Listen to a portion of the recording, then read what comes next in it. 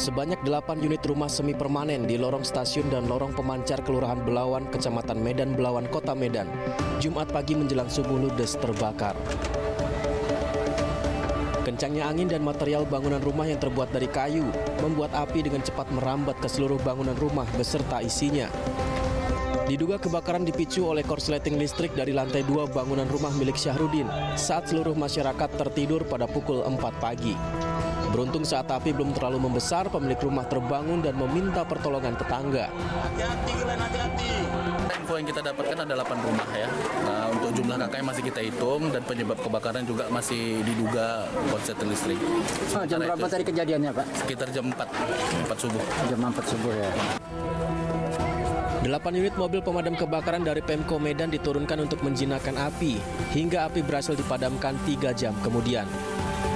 Tidak ada korban jiwa dalam peristiwa kebakaran ini, namun kerugian mencapai ratusan juta rupiah. Dari Medan, Sumatera Utara, Yuda Bahar, iNews melaporkan.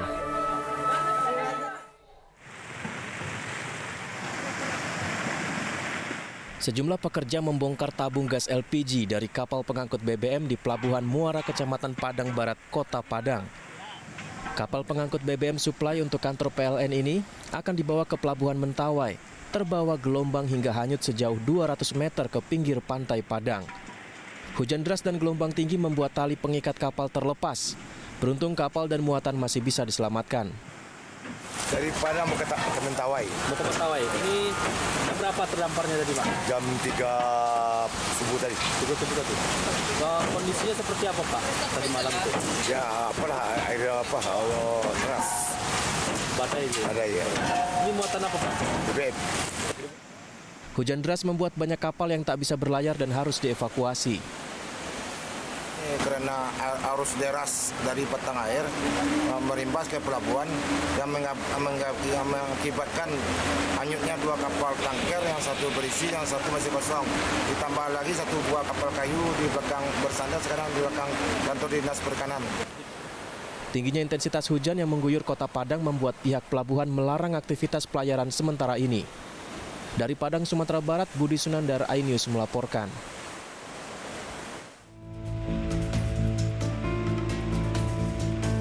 Banjir mengepung Kota Padang sejak Jumat dini hari dan merendam 11 kecamatan dan ratusan rumah yang ada di Kota Padang.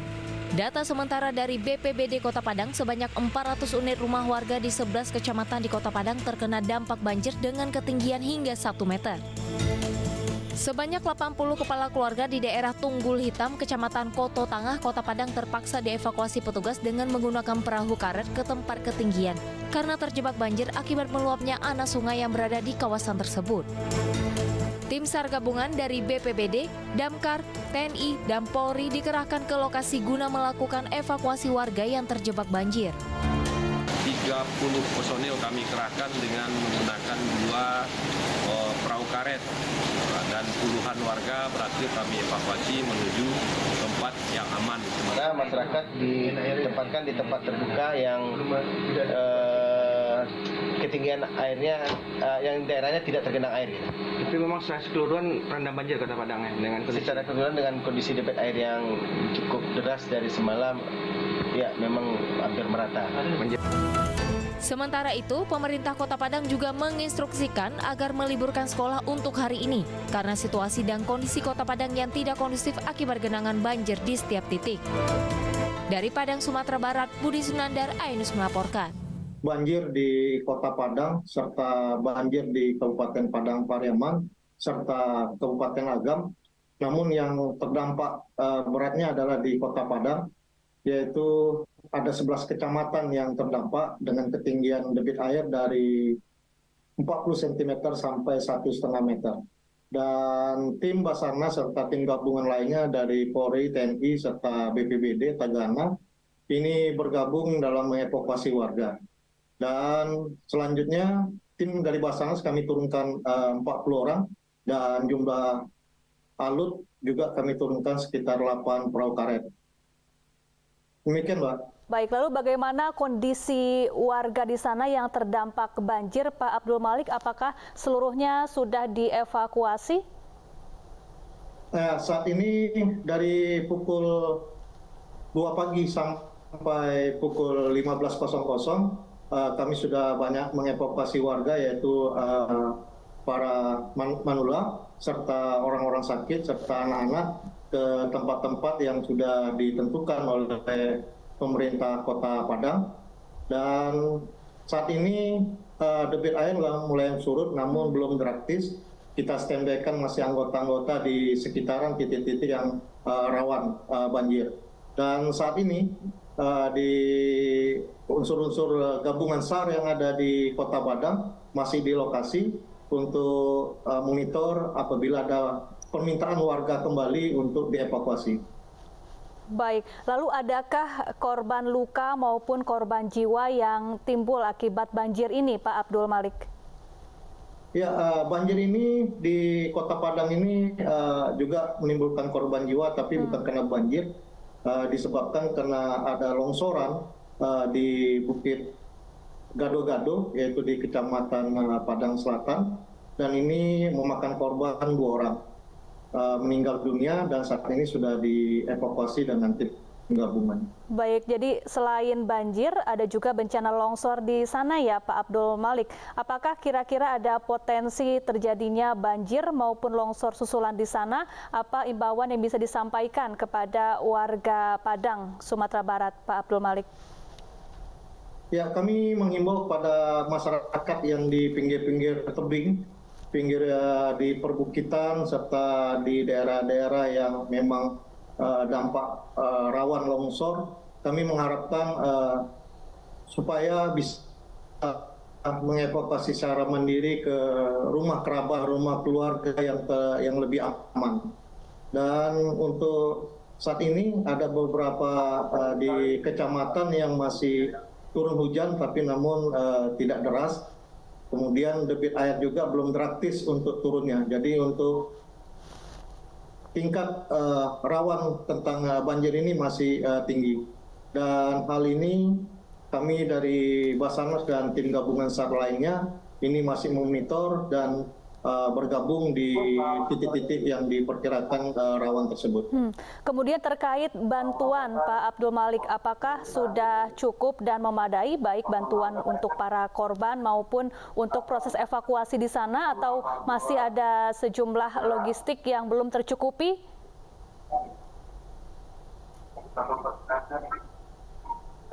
Ya, untuk di Kota Padang monitoring kami adalah saat ini kami tetap berkomunikasi dengan BPBD Kota Padang untuk tim TRC yang saat ini turun di lapangan.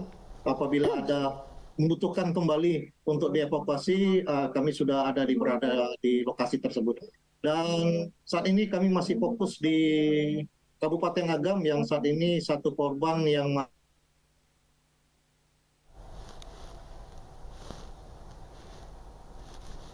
masih belum ditemukan, yaitu karena demikian, Mbak.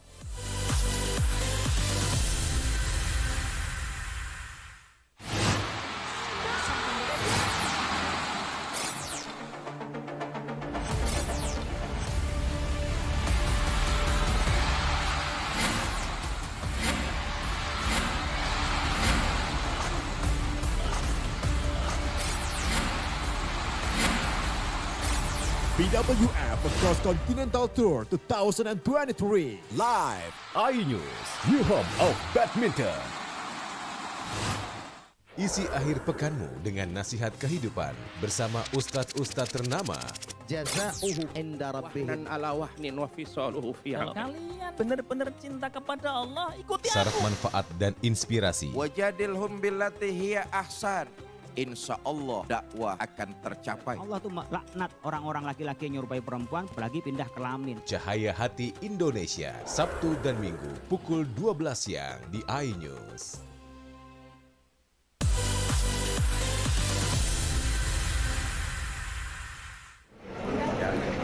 Bareskrim Polri mengirimkan surat pemanggilan kepada mantan Wakil Bupati Indramayu Luki Hakim untuk diperiksa sebagai saksi hari ini. Sebelumnya, Luki Hakim pernah membahas mengenai Pondok Pesantren Al Zaitun di sebuah podcast di media sosial. Luki Hakim mengaku melihat berbagai kemewahan di pondok pesantren tersebut dan diundang ke acara ulang tahun Panji Gumilang di Al Zaitun. Namun Luki mengaku heran saat diajarkan mengucapkan salam dalam bahasa yang tak ia pahami. Luki Hakim memenuhi panggilan Bareskrim Polri pukul 10:05 pagi tadi. Dan di sini saya mulai merasa ada hal yang berbeda. Berbeda karena setelah Assalamualaikum, Pak Panji bilang bahwa saya akan mengajarkan salam yang bukan hanya Assalamualaikum saja, dalam bentuk bernyanyi. Saya bingung gitu. Ya saya dulu waktu kecil yang ngaji juga kan. Ngaji lah, ikut TPQ dan lain-lain kan gitu. Baca Iqra, ngaji. Tapi ini baru pertama nih, saya tahu nih ada hal yang baru. Dan kalau sekarang pada nanya, emangnya nggak tahu itu bahasa Yahudi? Saya nggak pernah belajar bahasa Yahudi beneran. Cari di mana buku. Aktor sekaligus mantan wakil gubernur Indramayu Luki Hakim memang memenuhi panggilan di gedung Bareskrim Polri pada pagi hari tadi, yang mana panggilan ini merupakan pemenuhan panggilan terhadap saksi sebagai saksi, maksud kami atas kasus dugaan penistaan agama terhadap Kepala Ponpes Al Zaitun Panji Gumilang, yang mana pemanggilan ini memang berkaitan pada saat Luki Hakim masih menjabat sebagai wakil gubernur Indramayu, yang jika kita melihat bahwa memang lokasi dari Ponpes ini berada di Indramayu, Jawa Barat. Nah, untuk pemeriksaan saat ini di Bareskrim Polri masih berlangsung, sudah sekitar kurang lebih 7 jam pemeriksaan dan masih menjalani pemeriksaan di dalam Bareskrim Polri. Untuk dalam pernyataannya memang Luki Hakim menyampaikan bahwa dirinya sudah 2 kali berkunjung ke Pondok Pesantren Al Zaitun, yang pertama pada tanggal 29 Juli 2022 dan yang kedua pada saat Panji Gumilang ini berulang tahun. Dan juga kehadirannya di Pondok Pesantren Al Zaitun juga sempat menyampaikan bahwa memang ada sejumlah kejanggalan ataupun perbedaan dibandingkan dengan pondok pesantren lainnya, yaitu yang berupa pengucapan salam dalam bentuk nyanyian yang berjudul Salam Alaihim. Namun memang Luki Hakim maksud kami sempat menyampaikan bahwa kehadirannya di Bareskrim Polri ini bersifat netral dan tidak ada maksud untuk pembelaan maupun penyudutan di salah satu pihak. Direktorat Bareskrim Polri, Direktorat Tindak Pidana Umum di Tipidum Bareskrim Polri memang tengah melakukan penyidikan terhadap Panji Gumilang terhadap 3 poin, yaitu penistaan agama, ujaran kebencian dan juga berita bohong, penyebaran berita bohong. Nah, pada penistaan agama, Panji Gumilang ini dilaporkan menyinggung pasal dari 156A KUHP dan juga Undang-Undang Nomor 1 Tahun 1946 terkait penyebaran berita bohong dan juga Undang-Undang ITE. Oleh karena itu, penyidik tengah berfokus untuk memanggil para saksi dan juga saksi ahli, lalu juga mengumpulkan barang bukti, di mana pada saat ini sudah ada 20 saksi yang diperiksa dan barang bukti yang diamankan berupa screenshot, flash disk dan yang isinya rekaman video. Sementara itu, Syafa. Para pengendara motor ini seketika panik saat perjalanan mereka menerobos jalur busway di Jalan Kyai Hashim Asy'ari, Gambir, Jakarta Pusat dihadang petugas kepolisian. Beberapa pengendara yang nekat langsung kocar-kacir hingga nekat melompati trotoar dan berputar arah. Meski banyak pelanggar yang kabur, namun petugas berhasil menindak sejumlah pengendara lainnya. Pada razia Putu Jaya hari kelima ini, petugas berhasil memberikan sanksi tilang kepada 35 pengendara roda 2 dan 8 pengendara roda 4. Pelanggaran yang dilakukan rata-rata menerobos jalur busway, tidak memakai spion dan plat nomor kendaraan.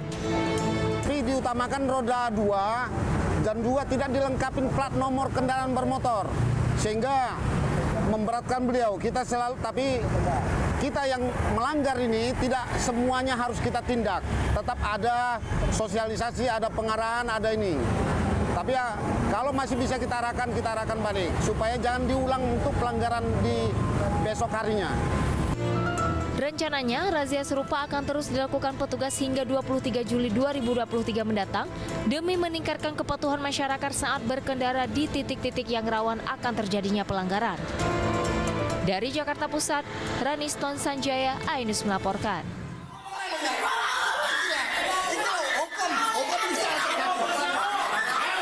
Kericuan ini terjadi usai Majelis Hakim Made Sinta Buana membacakan vonis kepada terdakwa AA, pelaku pembunuhan siswa SMP di Kabupaten Mojokerto yang ditemukan tewas di dalam karung. Keluarga tak terima karena putusan hakim dinilai tak sebanding dengan kematian korban. Bahkan keluarga meminta penjelasan kepada hakim dan meminta hakim untuk tidak meninggalkan ruang sidang. Kericuan mereda setelah Kapolresta Mojokerto AKBP Wiwit Adi Satria datang ke lokasi dan meminta pihak yang tak berkepentingan untuk meninggalkan ruang sidang. Hakim Pengadilan Negeri Mojokerto memvonis terdakwa AA dengan vonis 7 tahun 4 bulan lebih ringan dari tuntutan jaksa penuntut umum 7 tahun 6 bulan. Terdakwa akan ditahan di Lapas Anak Kota Blitar ditambah dengan kerja sosial selama 3 bulan selama ditahan. Dengan keputusan ini keluarga mengaku pasrah meski sebenarnya meminta terdakwa untuk dihukum mati. Keputusan hakim 7,5 tahun sudah tidak bisa dirubah. Mungkin ada upaya-upaya untuk naik banding pun nanti keputusannya persentasinya sangat minim. Jadi memang aturan itu sudah maksimal 7,5 tahun. Artinya Bapak bisa menerima, Pak? Artinya Bapak bisa menerima? Pak, kondisi ini, Pak? Kalau nggak bisa nerima ya nggak bisa nerima. Mau terima kayak gimana? Cuman ini kan hukum dibatasi oleh undang-undang itu. Sementara itu, Humas Pengadilan Negeri Mojokerto Franciscus mengatakan putusan hakim sudah sesuai dengan sistem peradilan anak, yaitu setengah dari tuntutan jaksa penuntut umum. Kan di dalam suatu perkara itu kan ada pertimbangan meringankan dan meringankan. Jadi mungkin salah satu terdakwa itu jujur dan terus terang, itu yang menjadi salah satu pertimbangan kenapa sampai mungkin putusannya agak karena itu, karena ada jujurnya gitu. Dia berterus terang mengenai kejadian itu sehingga sidang itu menjadi lancar, tidak berbelit. Itu salah satu pertimbangannya seperti itu. Kasus pembunuhan ini terjadi pada Juni lalu. Seorang siswa SMP di Kabupaten Mojokerto ditemukan tewas di dalam karung di sungai bawah rel kereta api Desa Mojoranu, Kecamatan Soko, Kabupaten Mojokerto. Belakangan polisi mengamankan 2 pelaku yang satu diantaranya adalah teman sekelas korban. Dari Kabupaten Mojokerto, Jawa Timur, Solahuddin, iNews melaporkan.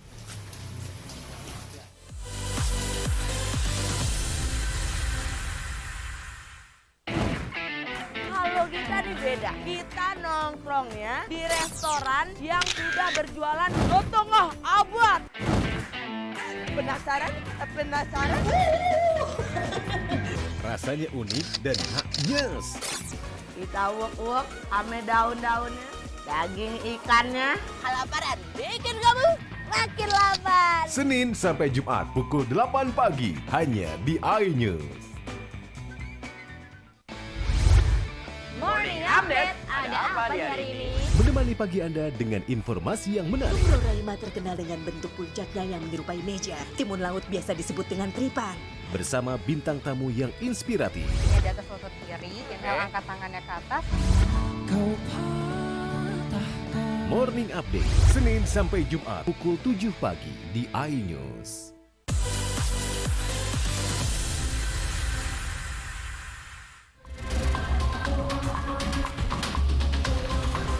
Dua hari pasca temuan sejumlah potongan tubuh manusia di jembatan Kelor Sungai Bedok, Kecamatan Turi, Sleman, Yogyakarta, identitas korban masih belum diketahui. Polisi masih menunggu hasil identifikasi oleh tim dokter laboratorium forensik Rumah Sakit Bayangkara. Hingga kini sejumlah saksi mata telah dimintai keterangan termasuk melakukan pemeriksaan CCTV. Polisi menduga korban mutilasi tidak dibunuh di lokasi temuan karena tempat temuan jasad sering digunakan warga. Kalau melihat dari lokasi TKP, sepertinya sangat tidak mungkin untuk dilakukan pembunuhan di TKP karena itu merupakan akses utama warga sekitar. Yang pertama, kemudian yang kedua, juga sungai itu sering digunakan untuk kegiatan susur sungai. Dan ada ceceran potongan tubuh di bagian atas jembatan juga yang kita temukan. Sebelumnya sejumlah potongan tubuh manusia dan kantong plastik berisi pakaian wanita ditemukan warga di sekitar jembatan Kelor Bangunkerto, Turi, Sleman pada Rabu malam. Sementara perangkat desa setempat menyebut, usai temuan sejumlah potongan tubuh manusia ini, belum ada laporan orang hilang di wilayahnya. Dari Sleman, Yogyakarta, Heru Trijoko, iNews melaporkan.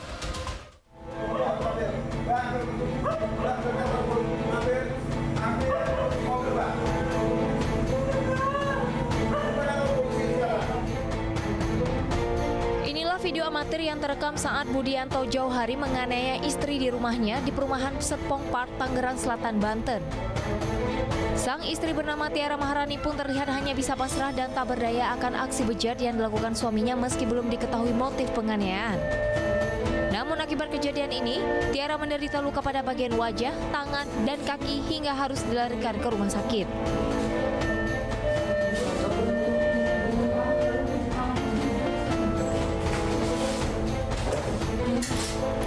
Bahkan menurut ibu korban, dirinya sempat melerai aksi brutal tersebut, namun ia juga terkena pelampiasan amarah pelaku.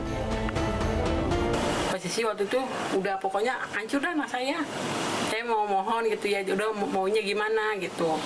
Jadi anak saya keluar dari jendela sana, digencet di situ Pak, di samping mobil, dijenggut begini. Pokoknya udah ditindihin badannya, saya keluar minta tolong sama orang, ada warga di sana. Kenapa Bu? Kenapa? Kata dia. Tolongin Bu, anak saya digebukin sama suaminya sampai berdarah-berdarah, kata saya gitu. Akhirnya dipanggil sama warga. Sementara itu, korban pun telah melaporkan kasus KDRT ini ke Mapolres Tangerang Selatan dan berharap pelaku dapat segera ditangkap. Dari Tangerang Selatan, Nunung Purnomo, iNews melaporkan.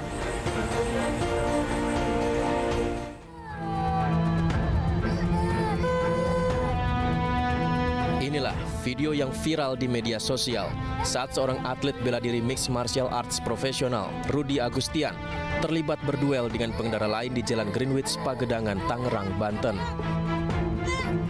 Pengendara yang ugal-ugalan diduga dalam keadaan pengaruh alkohol dan membawa kunci untuk menyerang Rudy. Namun sang atlet MMA berhasil menjatuhkan pengendara tersebut. Polisi dari sektor Pagedangan yang menangani kasus ini pun membenarkan bila ada terjadi duel antar pengendara mobil di jalanan tersebut. Itu Pak Rudy melakukan aksi bela diri MMA-nya terhadap seorang pengendara mobil merah, seperti yang bisa disaksikan di video yang masyarakat banyak melihat. Jadi kejadian itu terjadi pada hari Selasa pukul 9 malam. Dari hasil komunikasi kami dengan saudara Rudy, bahwa kejadian tersebut berawal pada saat saudara Rudy itu sedang melakukan perjalanan dari Pasadena menuju ke arah Greenwich. Sementara itu, kasus perkelahian ini pun rencananya diselesaikan secara kekeluargaan dan berakhir damai. Dari Tangerang Selatan, Banten, Nunung Purnomo, iNews melaporkan. Seorang oknum guru diamankan Satreskrim Polres Muara Enim lantaran melakukan pencabulan terhadap siswanya. Tersangka melakukan tindakan pencabulan saat menjadi pengajar paskibraka pada periode 2020 hingga 2022 di salah satu sekolah menengah di Kecamatan Gelumbang, Kabupaten Muara Enim. Tindakan pelecehan yang dilakukan tersangka berawal saat tersangka menjadi pelatih paskibraka. Pelaku mulai melancarkan aksinya dengan meraba tubuh para murid. Tidak terima dengan perlakuan sang guru, orang tua siswa yang mengetahui hal itu langsung melaporkan kejadian ke polisi. Pihak kepolisian yang mendapatkan laporan pun langsung mengamankan pelaku yang saat ini menjadi PLT Kepala Sekolah di salah satu sekolah dasar negeri di Banyuasin. Untuk terduga pelaku sudah kami amankan pada tanggal 20 Juni 2023, di mana yang bersangkutan sedang menjabat menjadi kepala sekolah di Banyuasin, di sebuah sekolah dasar. Awalnya ini berdasarkan laporan dari korban atau gimana? Pada awalnya ini laporan dari pihak keluarga korban. Kemudian ditindaklanjuti Pak? Ya, setelah itu kami tindak lanjuti. Di tanggal 15 Juni mereka melaporkan, di tanggal 20 Juni sudah kami amankan tersangka tersebut. Tersangka dijerat dengan Undang-Undang Perlindungan Anak dengan ancaman pidana 10 tahun penjara. Dari Muara Enim, Sumatera Selatan, Edwin Satria, iNews melaporkan.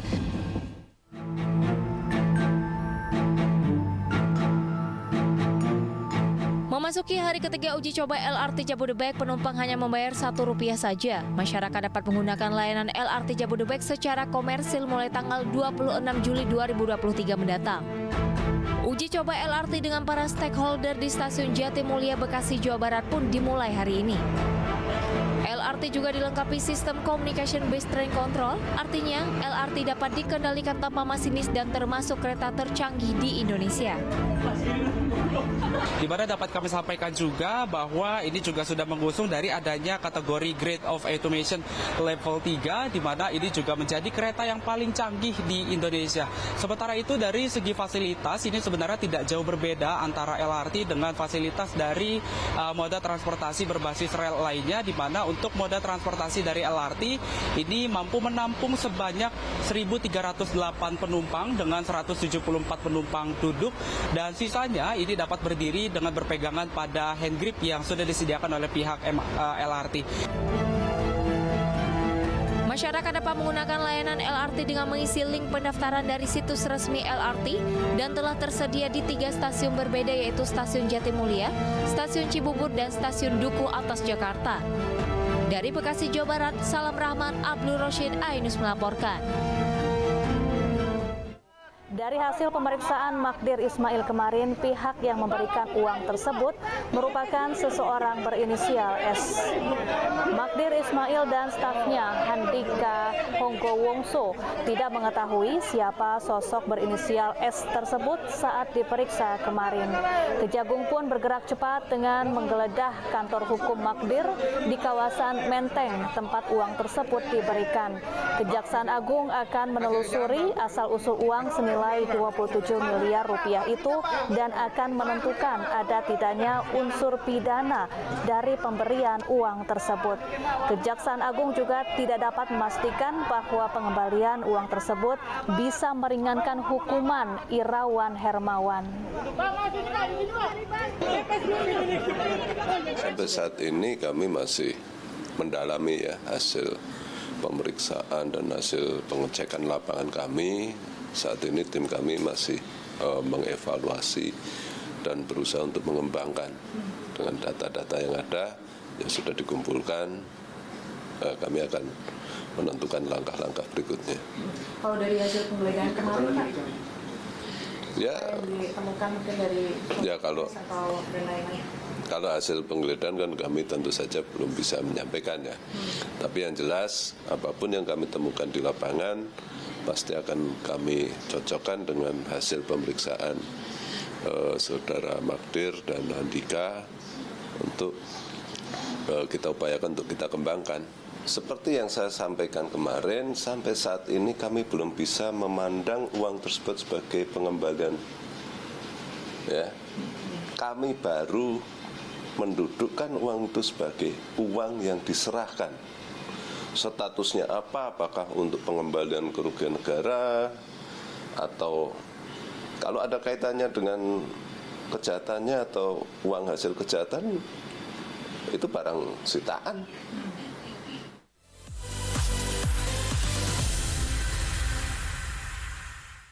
Isi akhir pekanmu dengan nasihat kehidupan bersama ustadz-ustadz ternama. Wajadilhum billati hiya ahsan. Insya Allah Cahaya Hati Indonesia, Sabtu dan Minggu pukul 12 siang hanya di iNews. Kompilasi seputar keunikan, keajaiban, dan hal-hal menarik di berbagai belahan dunia. Tahukah Anda jika di bumi ini banyak jenis hewan yang masih misterius? Sebuah kawas secara tiba-tiba muncul di wilayah semenanjung Yamal Peninsula. Inilah kucing berkaki hitam yang hidup di 3 negara di Afrika. Lucu namun mematikan. OMG, setiap hari pukul 19.45 di iNews.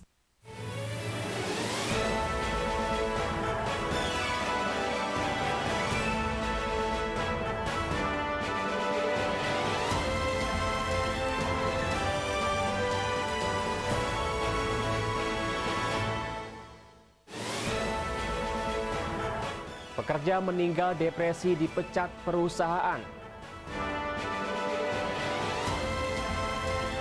Puluhan warga kembali geruduk CV Jakabaring Permai.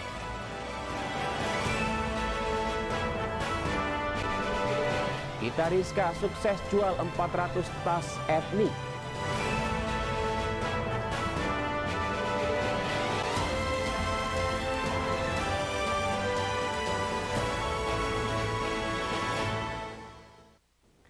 Selamat pagi, apa kabar pemirsa? Senang sekali saya dapat menjumpai Anda dalam iNews Sumsel akhir pekan. Beragam informasi selama 1 pekan terakhir telah kami siapkan dan kami rangkum untuk Anda. Bersama saya Ari Kristianto, inilah iNews Sumsel akhir pekan selengkapnya.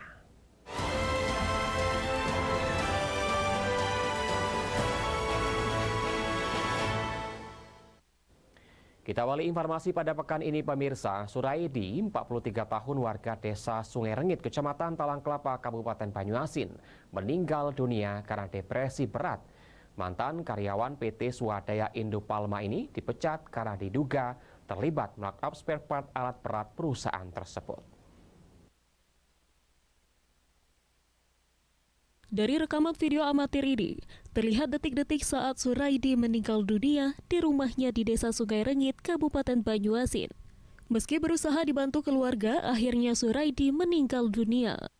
Suraidi dikebumikan di TPU desa setempat meninggalkan istri Rohadi dan 4 orang anaknya. Sang istri mengatakan saat pulang kerja, Suraidi marah-marah dan mengamuk.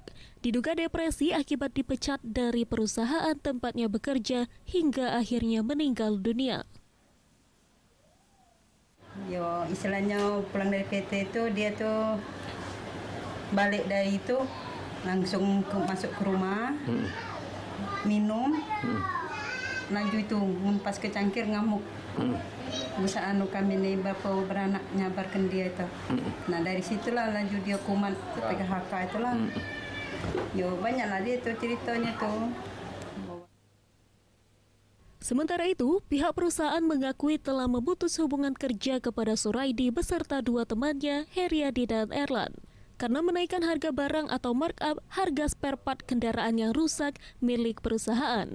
Dugaan itu ditemukan berdasarkan hasil audit perusahaan. Ini awal mulanya temuan dari audit Pak, temuan dari audit setelah ditemukan sebuah markup ya, masalah pembelian spare part. Nah, setelah dikonfirmasi waktu itu mereka mengakui memang benar ada markup terhadap pembelian spare part itu. Dari Banyuasin, Ahmad Saiful, iNews melaporkan. Warga desa Talang Bulu, Kecamatan Talang Kelapa, Kabupaten Banyuasin diresahkan dengan aktivitas angkutan tanah galian yang melintasi jalan desa dengan kecepatan tinggi. Pemerintah desa telah melaporkan kepada pihak berwenang namun tidak ditindaklanjuti.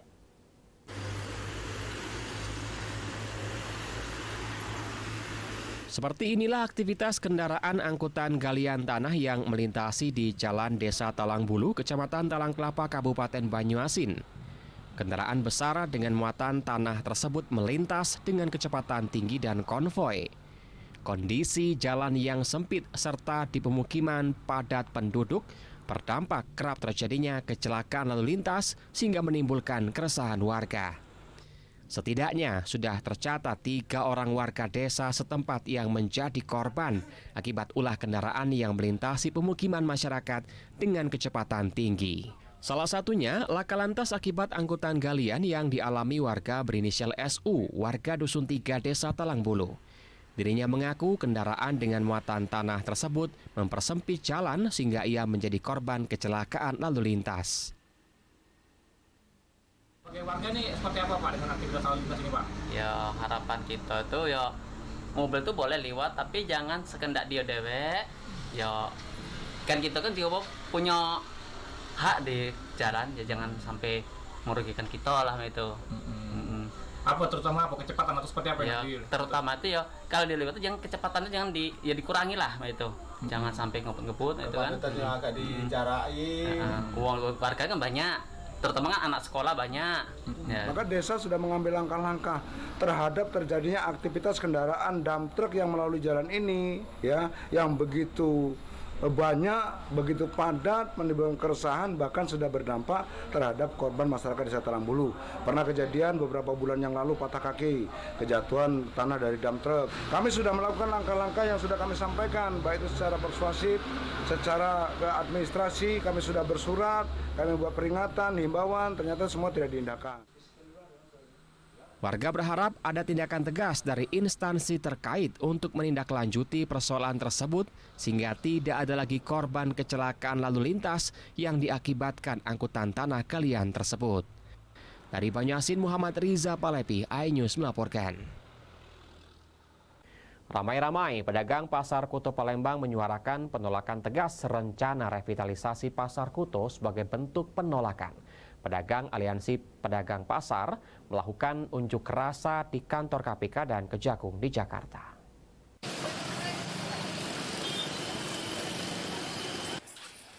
Kisru Pasar Kuto menjelang pergantian kepemimpinan kepala daerah di Kota Palembang kian memanas.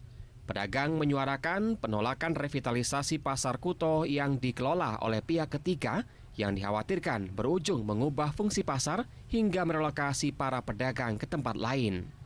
Para pedagang pun telah mempersiapkan langkah tegas. Di antaranya, unjuk rasa yang telah disuarakan Aliansi Pedagang Pasar di kantor KPK dan Kejaksaan Agung Jakarta. Kuasa hukum pedagang Pasar Kuto Sapriyadi Samsudin menjelaskan menurut kacamata hukum mustahil perjanjian dalam bentuk BOT di-BOT-kan kembali kepada pihak ketiga dan seterusnya. Pihaknya juga menilai BOT ini menyalahi regulasi yang ada karena selalu di pihak ketigakan di saat penghujung masa jabatan pemerintah daerah sehingga akan menjadi persoalan dan PR baru bagi wali kota yang terpilih nantinya. Kejagung, kami memohon juga untuk PD Pasar, ya udahlah, ambil alih aja itu aja. Untuk hasil dari demo sana belum dapat? Belum ketahui, sebab demo itu hari Senin sampai hari Rabu hari ini. Alasannya ya sudah banyak Pak, contoh kalau pihak ketiga yang megang, seperti Cindi, terus sampai tahu Kuntilan lagi, itu sudah banyak. Terus untuk kami, kalau bisa kalau memang mau diperbaiki, kan kita kan jam kerja kita kan ada. Jam kerja kita kan dari subuh sampai jam 11. Boleh diperbaiki, tapi kalau bisa dia jam 12, jadi kami tidak mau dipindahkan. Dari kacamata hukum yang kami lihat, tidak mungkin BOT di-BOT-kan dari perspektif hukumnya dulu. Artinya ketika peralihan pemerintahan wali kota pada saat itu Bapak Idi Santana Putra di-BOT-kan lagi dengan perusahaan lain. Pada saat itu kalau tidak salah perusahaan itu Prabu Alaya kalau tidak salah. Berganti ke Ganda Tata Prima GTP. Pengelolaan pasar oleh PD Pasar saat ini dinilai amburadul, sehingga aliansi berharap Kejaksaan Tinggi Polda Sumsel mengaudit permasalahan ini. Dari Palembang, Erwin Setiawan, iNews melaporkan. Puluhan warga kembali geruduk CV Jakabaring Permai. Informasi akan kami hadirkan sesaat lagi.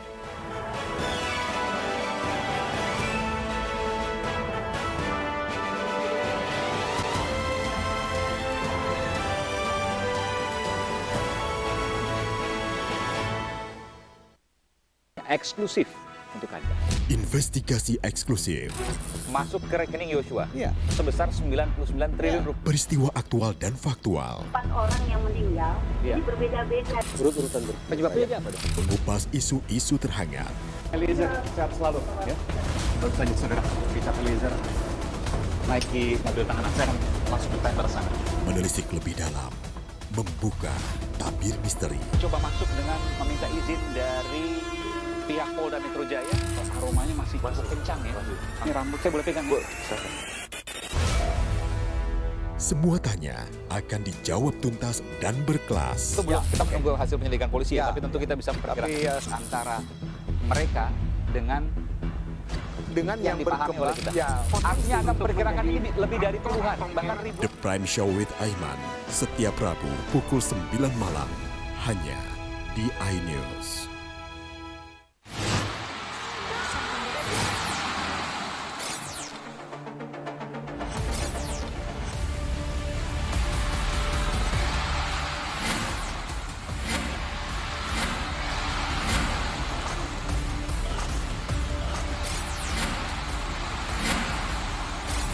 BWF Cross Continental Tour 2023 live iNews, your home of badminton.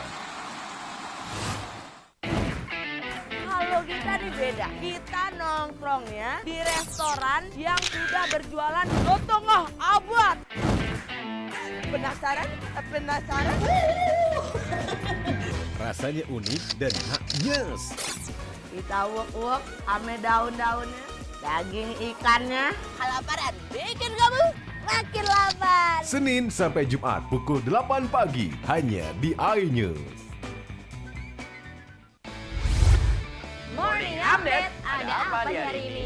Menemani pagi Anda dengan informasi yang menarik. Tubruk terkenal dengan bentuk puncaknya yang menyerupai meja. Timun laut biasa disebut dengan tripan. Bersama bintang tamu yang inspiratif. Ini di atas lutut kiri, inhale angkat tangannya ke atas. Morning Update, Senin sampai Jumat pukul 7 pagi di iNews.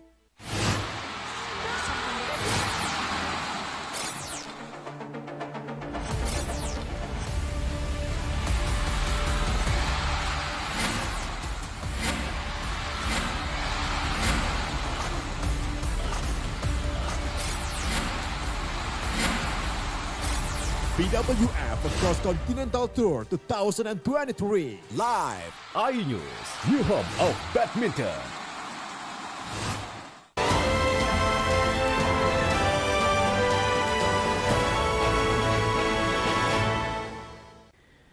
Pemirsa resah karena tanah yang dibeli diserobot orang lain, puluhan warga kembali menggeruduk kantor CV Jakabaring Permai sebagai penjual tanah. Warga menuntut tanggung jawab dari pihak CV dan menanyakan kepastian hukum tanah tersebut. Puluhan warga yang resah karena tanah yang sudah dibeli tiba-tiba diserobot orang lain mendatangi CV Jakabaring Permai di Jalan Ahmad Yani, Kecamatan Seberang Ulus 1 Palembang sebagai penjual tanah Jumat siang kemarin. Warga meminta CV Jakabaring Permai bertanggung jawab atas sengketa yang terjadi dan menanyakan legalitas tanah yang mereka beli. Menurut keterangan warga, awalnya mereka membeli tanah kaplingan baik secara cash ataupun kredit dengan CV tersebut tanpa ada sengketa. Bahkan beberapa warga sudah ada yang diterbitkan sertifikat oleh pihak CV. Namun beberapa tahun kemudian datang seorang warga yang mengklaim tanah yang dibeli warga adalah tanah miliknya dan diduga melakukan perusakan. Selain meminta pertanggungjawaban kepada CV, warga juga akan melaporkan orang yang diduga menyerobot tanah tersebut ke Mapolda Sumsel. Kami semua hari ini mau laporan ke Polda. Nah, warga sendiri beli tanah itu dari CP ini? Dari CP Jakabaring. Warga yang kumpul di sini beli tanah melalui CP Jakabaring. Ada sertifikatnya, Pak? Ada yang punya sertifikat, ada yang baru notaris. Ya kalau kami juga dari notaris mau ke sertifikat, kalau bermasalah begini, ya mau. Nggak bisa dalam proses hukumnya. Itu belinya cash atau ada yang kredit? Ada yang cash, ada yang kredit. Sementara itu pihak CV Jakabaring Permai berdalih ikut prihatin dan mengatakan lahan tanah tersebut dibeli dari Pondok Pesantren Ar-Rahman lalu dijual lagi kepada warga dan tidak mengenal Agus, orang yang mengklaim tanah tersebut atau pensiunan Polri berpangkat terakhir Irjen. Saat kita beli tanah dengan Haji Rahman, surat perjanjiannya lengkap, bahwasanya tanah tersebut beliau menyatakan bahwasanya tidak dalam sengketa. Makanya kita jual lagi sesuai dengan posisi kita. CP Jakabaring Permai ini jual beli lahan kan. Nah. Dari Palembang, Guntur Yansyah iNews melaporkan. Sementara itu, terkait perkara penyerobotan dan perusakan lahan oleh PT Bukit Asam terhadap lahan milik Peltu Budi Hartoni dan Peltu Hardiansah, pihak kepolisian Polres Muara Enim mendatangi langsung lokasi sengketa.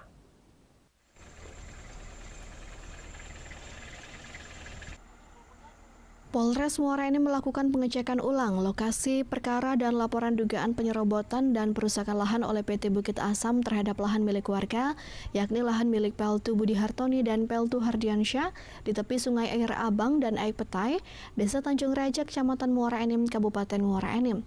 Petugas mengecek dan memastikan titik batas lahan yang disengketakan dengan menghadirkan pihak bersengketa yakni PT Bukit Asam dan 2 anggota TNI Peltu Budi dan Peltu Hardiansyah, dan juga pemerintah dari 2 desa yakni Desa Tanjung Raja dan Desa Lingga. Di lapangan, selain memastikan titik koordinat, kepolisian juga melihat bukti-bukti batas yang tertuang dalam surat yang dikeluarkan oleh Dinas Pemberdayaan Masyarakat Desa, serta surat batas yang dikeluarkan oleh pihak Pemda Muara Enim. Yang pertama sekali menjual yang terserahkan dibeli oleh Pak Afiansa sama Pak Budi, nanti kita siap. Baik, siap. Yakinlah, siap. Polres juga akan juga berdasarkan partainya. Siap. Tidak berpihak pada PTPA, siap menyiap pada Pak Budi, siap Pak Afiansa, siap. Oke, terima kasih. Hasil dari tinjau lapangan TKP hari ini menunjukkan jalan Petrosi dan luas tanah punya Pak Hardiansa dan Budi Hartoni beserta titik batas. Harap kami dari kepolisian mudah-mudahan menegakkan keadilan yang sebenar-benarnya. Sebelumnya bahwa Peltu Budi dan Peltu Hardiansyah memiliki tanah lebih kurang seluas 25 hektar di antaran Sungai Air Abang dan Aik Petai, Desa Tanjung Raja, Kecamatan Muara Enim, Kabupaten Muara Enim, diperoleh dari membeli pada tahun 2014 dan 2017. Dari tangan Cik Nani, Darmawi, dan Hidayat dibuktikan dengan adanya surat pengakuan hak tanah tahun 1985. Dari Muara Enim, Edwin Sasatria Inews melaporkan. Beralih ke informasi lainnya, tahapan revitalisasi Pasar 16 Ilir menjadi plaza yang berkonsep lebih modern mulai dilakukan. Imbasnya, jalan utama di depan Pasar 16 Ilir ditutup untuk kendaraan umum maupun pribadi sejak Rabu 5 Juli 2023 lalu. Dari pantauan tim iNews di Pasar 16 Ilir, pihak Dinas Perhubungan Kota Palembang melakukan penutupan akses jalan secara bertahap. Pagar seng persiapan revitalisasi telah terpasang mengelilingi gedung Pasar 16 Ilir. Untuk para pedagang kaki lima telah direlokasi ke bagian tengah jalan, sehingga akses jalan resmi ditutup untuk menghindari kemacetan serta kesemberawutan berdampak keselamatan pedagang maupun pembeli. Ini terkait penutupan jalan, ini kan berhubung ada pengerjaan dari 14. Jadi untuk akses masuk ke jalan 16 ini melalui jalan Rijung. Jadi untuk jalan di depan itu dan jalan di Apotik itu kita tutup. Jadi yang di dalam ini khusus untuk melalui proyek saja. Jadi untuk yang pedagang, motor pedagang, apa itu kita alihkan ke di depan, ada mungkin bekerjasama di PT BPB nanti. Sementara itu, para pedagang mengeluh sepinya pembeli berimbas turunnya omset yang diperoleh. Inilah, kalau soal dagang sudah tertib, lah sudah aman, kalau selesai, berato, lah selesai, pokoknya lah. Di jalan pinggir-pinggir ini lah bisa jualan. Cuma belum masalah kami inilah masalah jalan tuh lah, jalan itu kan di sini tuh lalu lintas mobil. Itulah ada kecil lain. Oh jadi yang lapak kita digeser itu tuh dapat semua masih bisa semua disuruh pindah sini. Akses jalan masuk ke Pasar 16 Ilir dialihkan melalui Jalan Tengkuruk, sedangkan jalan di depan gedung Pasar 16 Ilir digunakan sebagai akses jalan kendaraan proyek. Dari Palembang, Erwin Setiawan, iNews melaporkan. Usai jeda, kami akan segera kembali dengan informasi Gita Rizka sukses menjual 400 tas etnik. Tetaplah bersama kami di iNews Sumsel akhir pekan.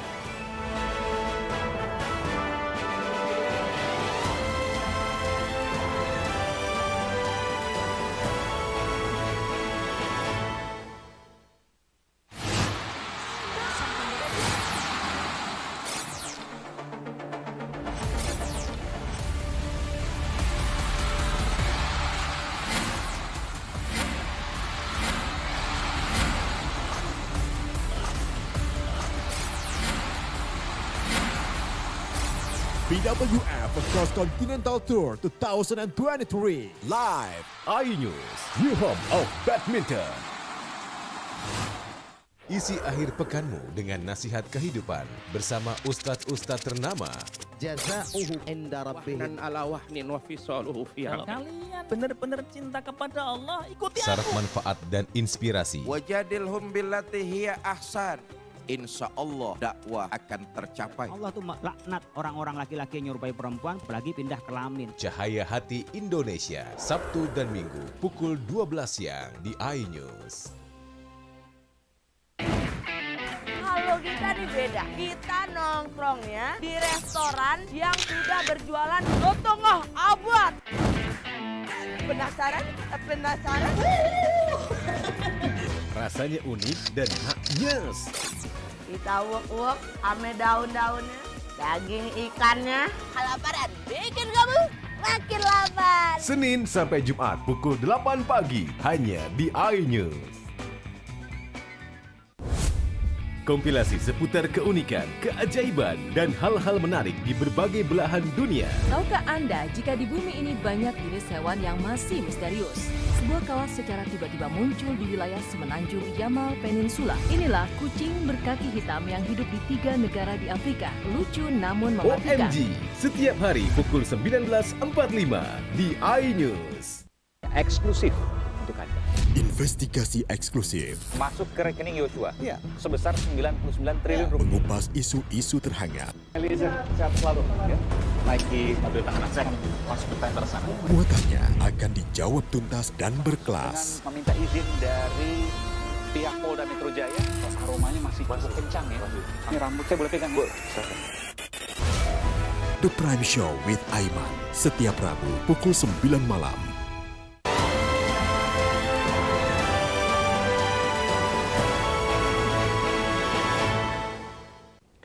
Anda masih bersama kami di iNews Sumsel akhir pekan. Pemirsa, jemaah haji asal Ogan Komering Ilir yang dinyatakan hilang di Tanah Suci, ternyata kesehariannya dikenal sangat baik di mata sanak famili, sahabat, dan ciron tetangga.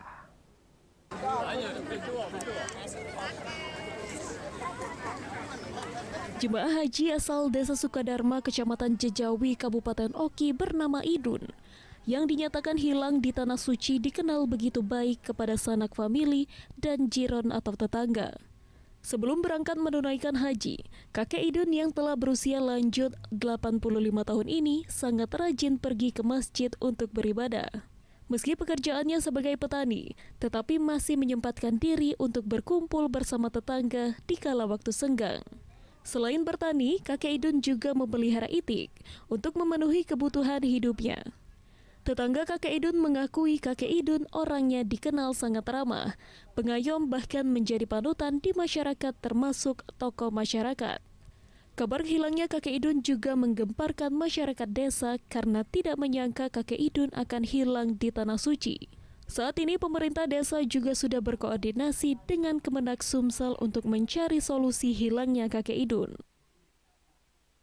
Saya Idun ini sehari ke masjid, hari-hari sore kadang ngon bebek, mandi sholat, terus caca itulah kaget ngapo pecah jadi hilang itu apa ketinggalan yang lain-lain, kelalaian macam mana sibuk di sana tuh kan. Hari ini kebetulan hari ini Pak, Kepala Desa kami Bapak Adi Sapian ke Palembang langsung ke Menak menanyakan kabar Bapak Idun. Sudah berangkat pagi tadi, ini kutelepon tadi masih di Kemenak katanya. Oh, sudah ada upaya ke Kemenak. Ya. Kalau info terbaru dari Kades gimana Pak? Dari Kades belum ada, masih di pencarian di petugas Mekah, masih belum ketemu. Sebuah pihak berharap kakek Idun berhasil ditemukan dan bisa kembali ke rumah dengan selamat. Dari Ogan Komering Ilir, Fitriadi, iNews melaporkan. Pasca pandemi COVID-19, sejumlah UMKM ada yang gulung tikar karena berbagai faktor, namun tidak bagi Gita Rizka yang mampu bertahan, bahkan cenderung berkembang. Kuncinya menurut kita yaitu maksimalkan pemasaran secara online dan rajin mengikuti pameran UMKM.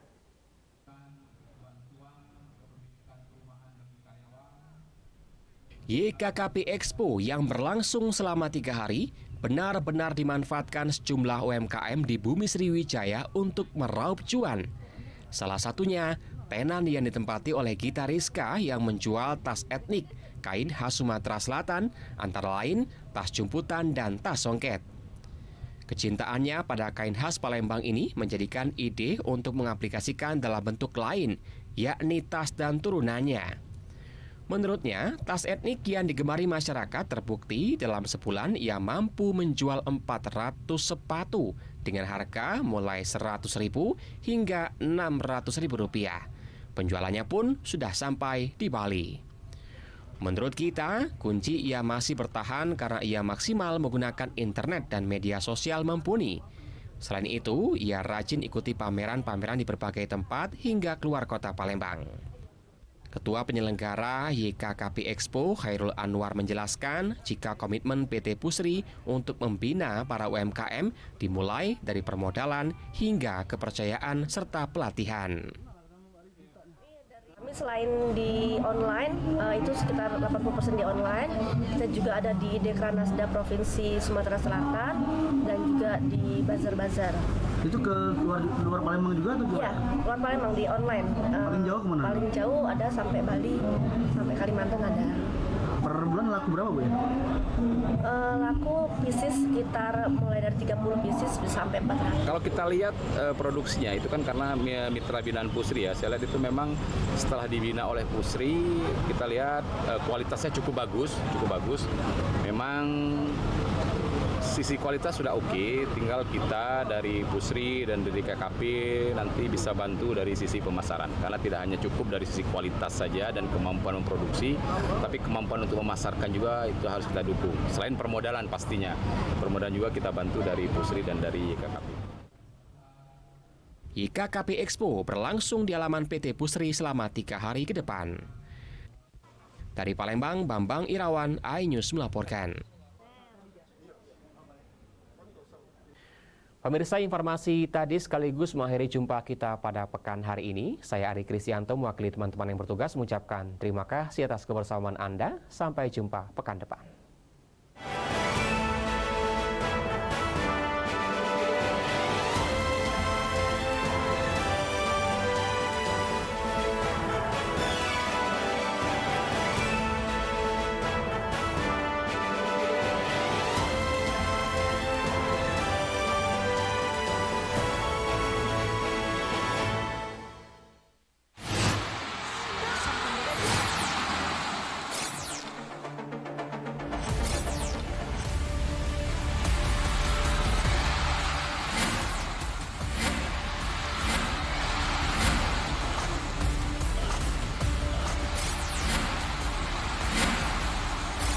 BWF Cross Continental Tour 2023 live iNews, new home of badminton. Morning Update, ada apa di hari ini? Menemani pagi Anda dengan informasi yang menarik. Pucroraima terkenal dengan bentuk puncaknya yang menyerupai meja. Timun laut biasa disebut dengan tripan. Bersama bintang tamu yang inspiratif. Ini ada foto kiri, tinggal angkat